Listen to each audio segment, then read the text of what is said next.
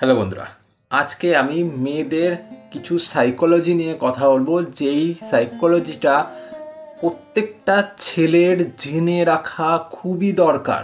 যদি তুমি এই সাইকোলজিগুলো না জেনে রাখো, পরবর্তী দিনে গিয়ে কিন্তু তোমার প্রবলেম হবে। সম্পর্কতে তুমি থাকবে, কিন্তু সম্পর্কে সেই জায়গাটা তুমি পাবে না। তাই ভিডিওটা পুরো দেখো, দেখে তোমাদের কোনো কমেন্ট থাকলে অবশ্যই আমাকে কমেন্ট করো, আমি প্রত্যেকের কমেন্টের উত্তর দিয়ে থাকি। চলে আছি মেন ভিডিওতে। ফার্স্ট পয়েন্ট, যখনই তুমি সম্পর্কে যাবে তখনই সম্পর্কে থাকা মেয়েটাকে কোনো সময় এটা বোঝাতে যাবে না যে আমি তোমার বয়ফ্রেন্ড নই, আমি তোমার বাবা। বাবা হওয়ার চেষ্টা করার দরকার নেই। সম্পর্কে গেছো, বয়ফ্রেন্ডের জায়গাতেই থাকো। তাকে এমন প্যাম্পার করলে যেটা তার বাবা মাও তার সাথে করে না। খাইছো ঘুমাইছো থেকে শুরু করে মানে একদম যাবতীয় সব কিছু শুরু করে দিলে তুমি, মানে এমন একটা কাণ্ড কারখানা করে দিলে মেয়েটা অস্বস্তিতে পড়ে গেল, ইরিটেটেড হয়ে গেল তোমার প্রতি। কী লাভ হলো? তোমার জায়গাটা আস্তে আস্তে নষ্ট হতে থাকলো। মেয়েরা এই জিনিসগুলি একদম পছন্দ করে না। মেয়েরা কি পছন্দ করে? মেয়েরা এটাই পছন্দ করে যে আমি যার সাথে সম্পর্কে আছি সে একটু বিজি থাকবে। আমি যাতে আমার ফ্রেন্ড সার্কেলে এটা দেখাতে পারি যে হ্যাঁ, আমি যার সাথে সম্পর্কে আছি তার অত ফালতু টাইম নেই যে আমার পেছন পেছন অল টাইম ঘুরে বেড়াবে, বা আমি ডাকলেই সে চলে আসবে। আমি যার সাথে সম্পর্কে আছি সে রিজার্ভ পারসন, সে অন্যান্য কাজে অনেক ব্যস্ত, তার আমার জন্য অত টাইম নেই যে যখনই ডাকবো তখনই সে হাজির হয়ে যাচ্ছে। আমি একবার ডাকলাম আসতে পারে, কিন্তু বারবার সে আসতে পারবে না। বুঝতে পারলে? তাই ওই রকম একটা পার্সন হওয়ার চেষ্টা করো। তার বাবা হওয়ার দরকার নেই।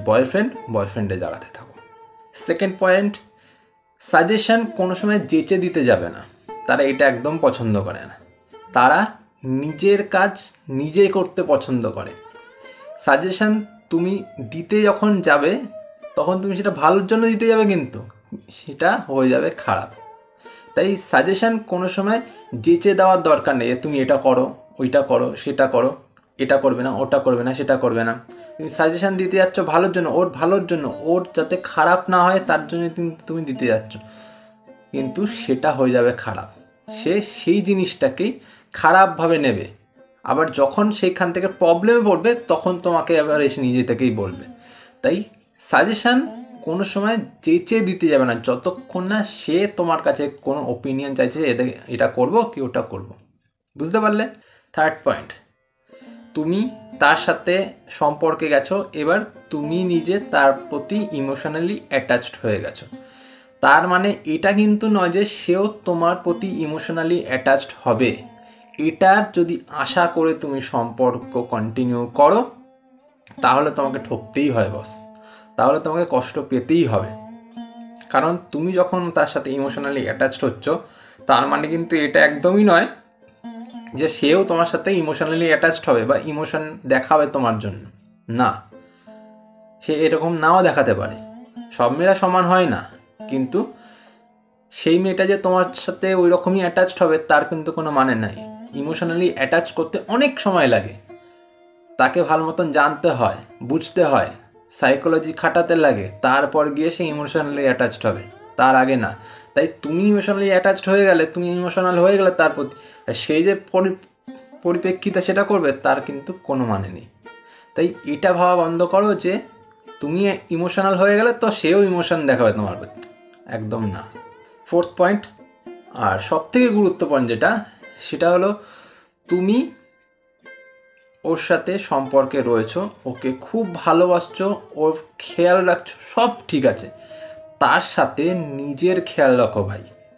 তুমি যদি নিজের খেয়াল না রাখো, নিজেকে গুরুত্ব না দাও, নিজেকে প্রতিনিয়ত উন্নত না করে তোলো না, একটা সময় পর সে ফুরুত করে অন্য ডালে গিয়ে বসবে। অন্য ভালো চাকরিওয়ালা, ভালো জব করা, ভালো টাকা কামানোওয়ালা ছেলের সাথে সে ফুটে চলে যাবে, তোমাকে বুড়ো আঙ্গুল দেখিয়ে চলে যাবে ভাই। তাই সব করছো ভালো কথা, প্রেম করছো, তার পেছন পেছন ঘুরছো, তার খেয়াল রাখছো, প্যাম্পার করছো, উপদেশ দিচ্ছ, সব ভালো কথা। তার সাথে নিজের খেয়ালটুকু রাখো, নিজেকে প্রতিনিয়ত উন্নত করার চেষ্টা করো, নিজের প্রতি সময়টা নষ্ট করো, কিছুটা সময় নিজের প্রতিও দাও, যাতে তুমি এন্ড অফ দ্য ডে কিছুটা লার্নিং করতে পারো, কিছুটা শিখতে পারো, কিছুটা জানতে পারো, কিছুটা কাজ করতে পারো, কিছু টাকা ইনকাম করতে পারো। নাহলে দিন শেষে গিয়ে বাটি নিয়ে রাস্তায় এরকমভাবে বসতেই হবে। আমি একদম কাঠখোট্টা কথা বলি ভাই, আমি কিন্তু এই অন্যান্য ইউটিউবারদের মতন মিউ মিউ করে তোমাদের মিষ্টি মিষ্টি কথা দিয়ে ভোলানোর জন্য বসিনি। তাই যেটা বললাম ভাই, এখন থেকে বোঝার চেষ্টা করো। সাইকোলজি না বুঝলে পরে কিন্তু কাটোরা হাতে থাকবে, তখন কেউ আসবে না পাশে, নিজেকেই বসতে হবে। আজ এ পর্যন্তই, পরে দেখা হবে অন্য ভিডিওতে। টাটা।